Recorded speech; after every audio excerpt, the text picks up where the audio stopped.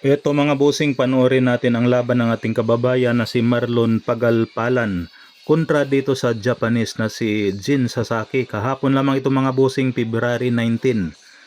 Naganap ito sa Japan. So grabe ito. Malalaki ito mga bossing, welterweight ito. Ayan oh, grabe ang kombinasyon na pinakawala ng ating kababayan. Pero nasingitan ito ng left hook mga bossing. Ayan oh, bumagsak dito si Marlon Pagalpalan.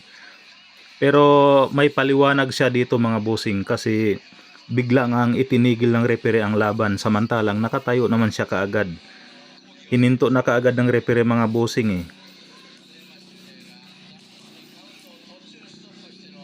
Maliwanag naman talaga na tinamaan pero kaya pa ng ating kababayan. Kaya ito, pakinggan natin ang kanyang paliwanag mga bossing. Maro, ano masasabi mo sa laban?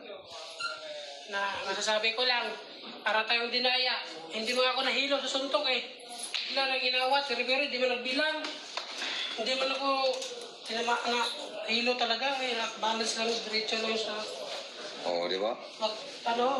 Di ako nasakta sa suntok.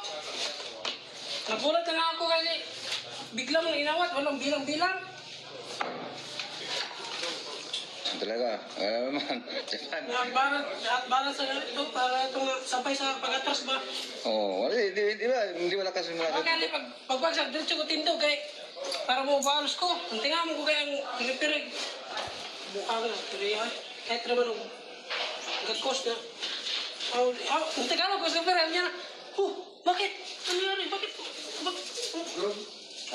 Bakit ako bilangan? Ulo, buta ka. Seta ka. Ano yung gloves?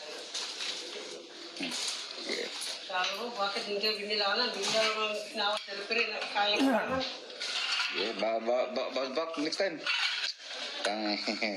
Nagalit kayo? Okay, sa mga fans, ano masabi mo? Pasensya na sa mga fans na nakatakang away. Sama na. Giyawat man sila pero bilang-bilang. Okay.